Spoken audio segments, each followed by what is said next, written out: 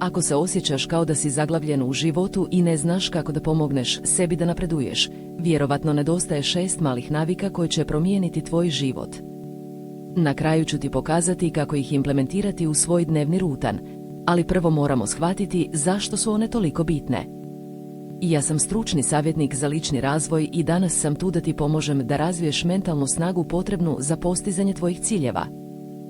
Prva navika je ustajanje ranije nego što obično učiniš. To će ti dati dodatno vrijeme za sebe, za planiranje dana ili za vježbanje.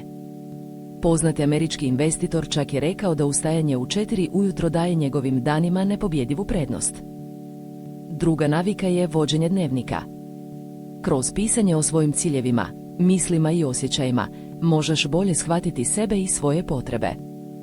Treća navika je učenje novih stvari. To može biti kroz čitanje knjiga, slušanje podcasta ili gledanje edukativnih videa. Četvrta navika je komunikacija sa prijateljima i porodicom.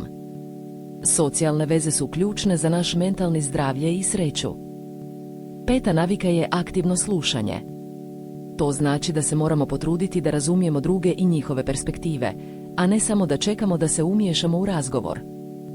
Šesta navika je zahvalnost. Svaki dan, prije spavanja, napiši 3 stvari za koje si zahvalan. To će ti pomoći da razviješ pozitivan stav i fokusiraš se na dobroj strani života. Ove navike mogu izgledati maleno, ali njihov utjecaj na naš život može biti ogroman.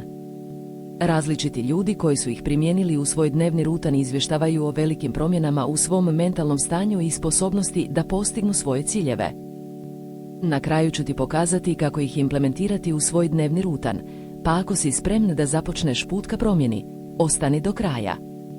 Na kraju ću ti pokazati kako ćeš ih implementirati u svoj život, počev od danas. Ako želiš da radiš na sebi i razvijaš mentalnu snagu, zapratite Snaga uma i uključite zvonče. Stegnut biceps zvono.